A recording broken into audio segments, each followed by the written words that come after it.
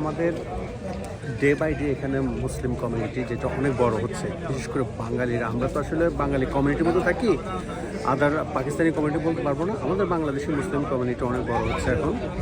তো আগে আমরা যখন 5 বছর আগে আসছিলাম তখন আমরা আসলে দেখতাম মসজিদে আসলে এত মানুষ হতো না। এখন তো জায়গায় দেওয়া যায় না।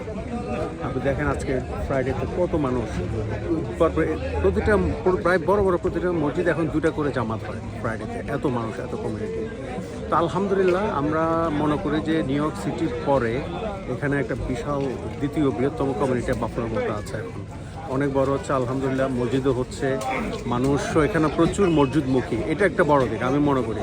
প্রচুর মানুষ, আপনি বিভিন্ন ওয়াক্তে যখন আসবেন মসজিদে, এখনও বাফলোর মানুষ এখনও মনে হয় একটু মসজিদমুখী এখনও আছে, শহরের চেয়ে মনে হয় একটু বেশি, আমার ধারণা, ব্যক্তিগত আমার অভিমত আর কি। হ্যাঁ, আর এমনিতে মানে অ্যাকোমোডেশন বা থাকা সবকিছু সব মিলে কিরকম? হ্যাঁ, 5 বছর আগে যদি আমি কম্পেয়ার করি এখন অনেক পার্থক্য। এখন অ্যাকোমোডেশন বলতে আপনার রেন্ট এখন আগের মতো নেই, রেন্ট এখন অনেক বেশি।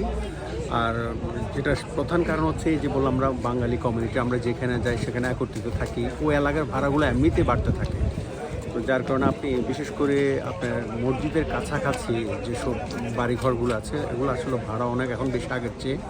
আগে আপনি মানুষ একটা বাঙালি ফ্যামিলিকে যদি পেত, কোনো কিছু না, আপনাকে 500-600 টাকা দিয়ে একটা ফ্লোর ভাড়া দিয়ে দিত, বা আপনি বাঙালি থাকেন। বাট এখন আর সেটা নাই, যে 500-600 টাকার যে একটা ভাড়া মানুষ আগে দিয়ে থাকতো, এখন ওগুলো আপনার 1200-1300 হয়ে গেছে, এখন আপ হয়ে গেছে। এখন জীবনযাত্রার মান অনেক উন্নত, এটা ভাড়া বেড়েছে মানে এটা ডেফিনেটলি পজিটিভ দিক, কারণ জীবনযাত্রার মান এখন অনেক উন্নত। এখানে আমরা হাতের কাছে সবই পাচ্ছি শহরের মতো। Thank you.